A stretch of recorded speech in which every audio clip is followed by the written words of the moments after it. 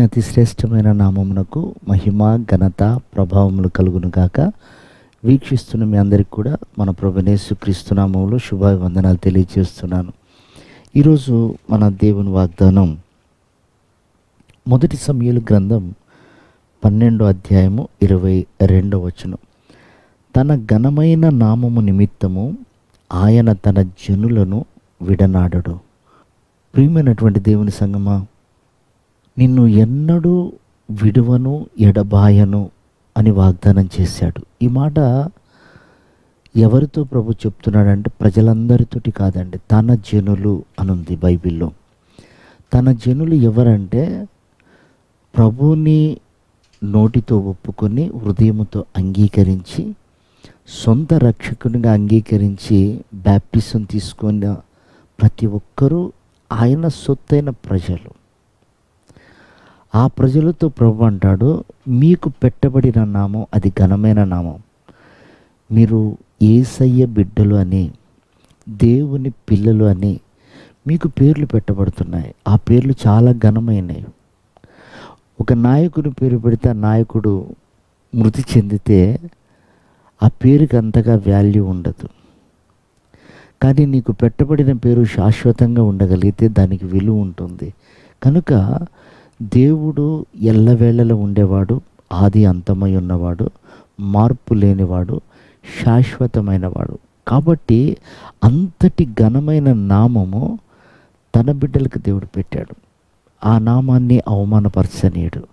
అందుకే కదండి ఆయన శాశ్వతమైన ప్రేమ విడువక మన ఎడల కృప చూపుతుంది.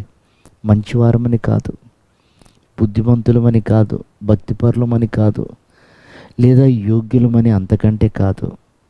కేవలము ఆయనను విశ్వసించి ఆయన నామాన్ని ధరించాం కనుక మనం ఎన్ని మార్లు మాట తప్పినా, ఎన్ని మార్లు త్రోవ విడిచినా, ఎన్ని మార్లు ప్రభువుకు మనం ఆయాసకరమైన జీవితం చేసినా మనల్ని ఆయన విడవట్లేదు. కారణం ఒకటే, మనకు పెట్టబడ్డ పేరు అది ఘనమైంది. ఆ విలువను ఈ ఉదయకాలను గ్రహించగలిగితే, ఆ శ్రేష్టమైన నామం యొక్క మహిమను నువ్వు ఈరోజు పరికించి చూడగలిగితే, ప్రియ దేవుని బిడ్డలారా, నీ మీద కుమ్మరిస్తున్న కృప ఎంత విలువైందో నువ్వు గ్రహించగలుగుతావు. నీ పట్ల ప్రభు చూపుతున్న ప్రేమ యొక్క విలువేమిటో నువ్వు గ్రహించగలుగుతావు. కనుక ప్రియ దేవుని బిడ్డలారా, మనకు పెట్టబడిన పేరును బట్టి మన ప్రవర్తన సరి చేసుకోవాలి. యోసేపు అంటాడు, పొతీఫర్ ఇంట్లో తనపైకి ఒక నింద వచ్చినప్పుడు, పరమందు చూస్తున్న నా తండ్రి నన్ను శిక్షించడా? నేను ఆయనకు భయపడుతున్నాను.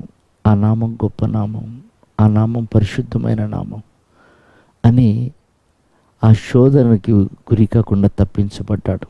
యోబు అంటాడు, నా కనులకు నేను నిబంధన చేసుకున్నాను, ఆ నామం పెట్టబడిన వాడిని తప్ప నేను ఇంకెవరిని చూడను. ఒకవేళ అలా చూసినట్లయితే ఎన్నో శాపాలు పెట్టుకున్నాడు తను.